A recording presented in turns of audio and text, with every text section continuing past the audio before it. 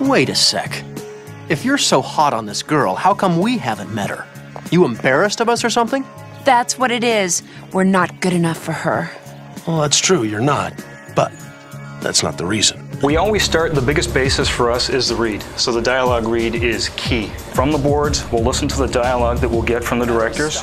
From that, we'll go into Grin, and ultimately what we try to tell all the animators is loop the dialogue, close your eyes, listen to it. So what I've done here is actually loaded in the dialogue for the specific section that we're going to use. I'm just going to play it quickly for you. Sorry I bothered you. Now from this, the big thing that we tell them is they should invoke a response from you. It's not a flat read. Now you can see that MJ's going, I'm sorry I bothered you. Without looking at the storyboards and just hearing the audio, I can tell that she's obviously feeling empathy. She's very sad for this, and I naturally want to drop my shoulders and bow my head. I'm feeling meek, and I want forgiveness from this.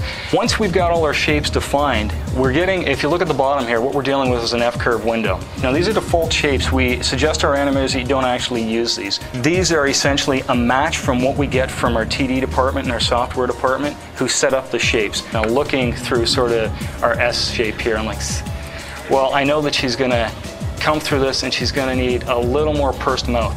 So if you notice in the F-curves, as I'm adjusting the sliders, I can adjust my default shape to what I'm getting. Next thing you'll do, we'll go through and drop in a jaw pass. Once we do the jaw, we'll go in next into corners of the mouth, happy, sad, to give us the expression through the mouth. The last pass that we do is eyes. You get the mouth shape right, people don't look at it. You get the mouth shape wrong, they can't look anywhere else. So the biggest thing we do is make sure the mouth's working. A lot of newer animators get locked into the standpoint that you gotta hit every phoneme. But if you actually watch people, you realize that our mouth actually doesn't move a whole heck of a lot. There's some slight animation on the brows, Sorry I bothered you. which is actually a key point that a lot of animators take over the top. We get a lot of Elvis eyebrows. Brows should never float. With character animation as well, it is pose to pose. Now, if we come to our bottom window here, for example, I'm going to grab my jaw curve. Off to the right, you'll see the jaw. I can add more jaw into MJ. So one way to do it here, or I can actually go through and individually move points on this line. So what I've done here is I've actually made MJ's jaw come a lot closer to her mouth. Sorry I bothered you. So you can see I've actually dampened the jaw. Bothered you. And there's also a little bit of sardonic and side roll jaw that's happening over here. Sorry I bothered you. Again, layer upon layer, everything's affecting each other. Wanna grab lunch? I got a serious pastrami Jones working. Okay, I know that look. Extra lean, on sourdough, hold the mustard. And here I thought you weren't paying attention. I may find out that I need a little more of upturn in MJ's lips. We need her eyes to pop a little more. I need a little more range in her brows. From that, what I can do is actually go to our technical department and say, look, this is what we need. They can provide me with the answers either based on the limitations of the model, that we may not be able to do that, or we can. One of the biggest changes that we've gone into is structure keys for the character. So if you look up to the right here, you'll see that we actually have poses. Now these are a set of defined shapes for Mary Jane, where there she is sad. This is the extreme positions that we're going to push the brows. Now that doesn't mean that we can't give you a little more, or we can't give the character a little more, but this is the range, saying, you know what, for a maximum, this is how MJ looks throughout the comics, throughout her history. Every time anyone anywhere asks you to do anything, you're like unavailable. Not always. Okay.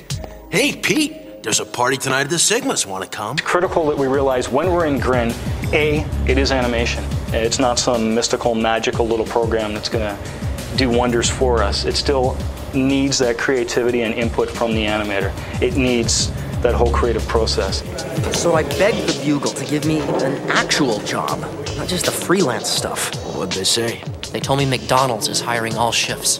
Dude, all the fries you can eat. You don't even need to supersize. So this is the hardware test before we go to final rendering.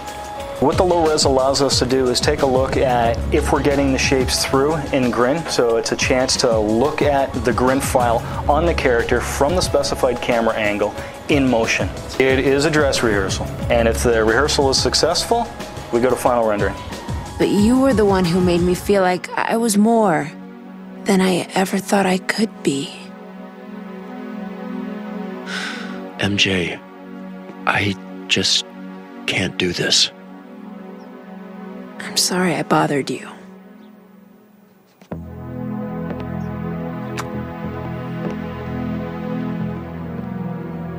Pre-production, the choice was to not actually motion capture much at all. The choice was to actually keyframe the show and then add some motion capture characters in the background.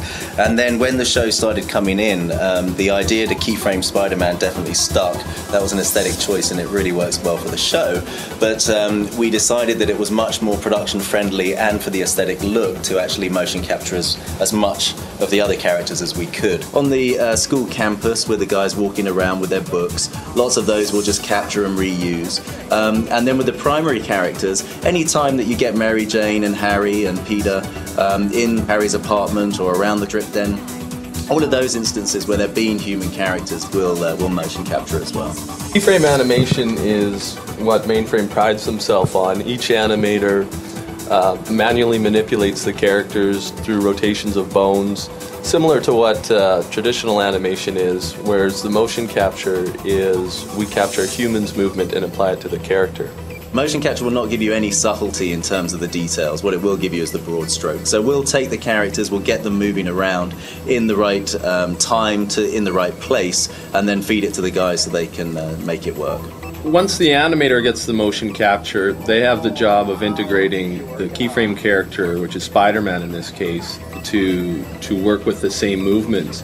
And that can be a tricky job because generally if you're doing a purely keyframe sequence, you control the timing of both characters, whereas this one you're working with timing that already pre-exists.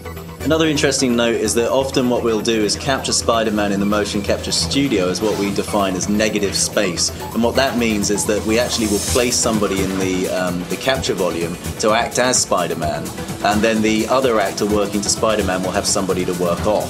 It's very interesting to watch a show that is a combination of motion capture and keyframe, and the Spider-Man series is a great example of it really working well together. Do you think we'll work like this again in the future? I think we're living in the future. I've got something very hot and juicy for you. If you're interested. Hot and juicy? One of the really cool things about animating on Spider-Man, I think, is that the characters are complex, that their relationships are complex, and of course, character animators love to get into characters that have something going on behind what you see. So it's a big part of that is to discuss that and find out where the character's coming from.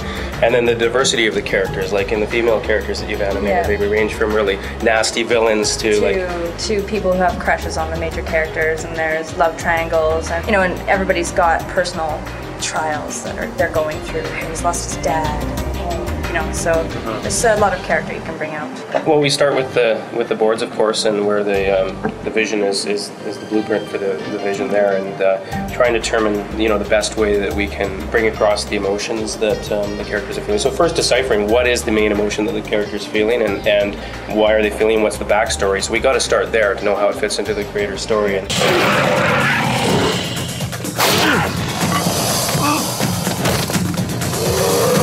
Scaly, know where I can get a little tail? With action sequences, they're fairly complicated. If there's a lot of interaction, a lot of changing of center of gravity.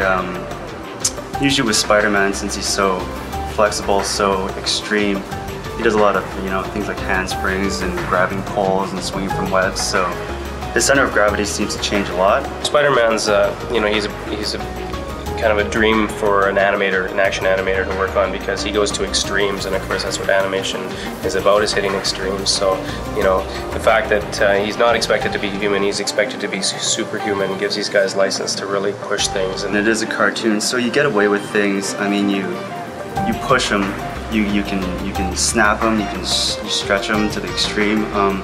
Physics and inertia are important, but you can get away with a lot of things like really quick movements, really hard landings. Seriously, ow! A single shot could take as much as a week to a week and a half we've had up to, whereas other shots might be as simple as you get 3 or 4 shots done in a day. So it's really a massive range. But for the complex shots, the key is to start with the basic blocking. Then you definitely use broad strokes, and you do something we call a Gumby, animation with this like stick people kind of walking, you know, very stiff animation to get the major movements down. Then we make sure it's working for the camera. We make sure it's working in the sequence. There's no point working in the finer details of the shot if we find out that the general gist of it is wrong. So we try and work it up in stages, because otherwise the animators can invest a lot of time and have it just thrown out the window. NYPD's gonna be pursuing you. You won't get to the mayor. How'd you track me? You have a thing for 30mm carbine tracers. The voice acting determines the quality of the performance that the animator is going to be able to give you,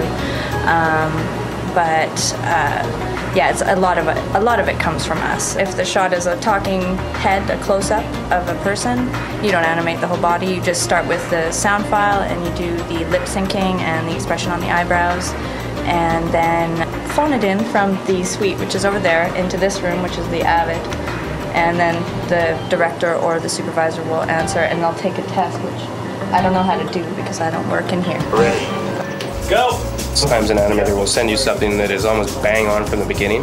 Other times, you know, you might need to massage it quite a bit because different animators have different styles. It's like an actor bringing you, you know, how about like this, and then you know maybe something you never thought about, and you help just shape that because you know sometimes it might be wonderful animation, but it's just not quite right for the moment. So those little massages until it gets and fits, and of course playing it in the context of the scene, then you really get to see is it working, and working it up like that through 2 or 3 tests till the performance is there.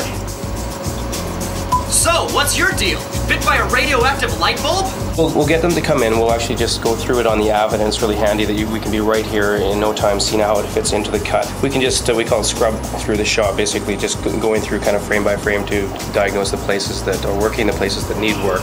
Just let him kind of look from arm to arm, and just kind of like that before he finally breaks them free.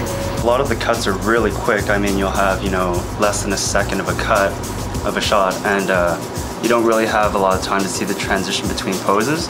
So hitting a strong pose is probably one of the most important things in an action sequence.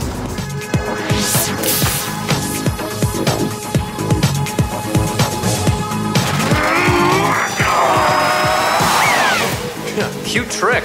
Where were you when we had an energy crisis? After we get it approved, the lighting starts, and it's much like lighting in the real world, except for the computer can do impossible things. We can tell a light not to affect a certain scene object or a certain character or a certain part of a character. So you can do kind of impossible things as well as, but the major theories are the same as film. And at that point, that's when we start doing higher res still images just to show the Avid where the major light will be coming from. It can take a while with a complex scene to get it lit properly. A high-res image of a more complex scene might take 10 minutes a frame, up to, I think, 30 minutes is our sort of limit that we give things.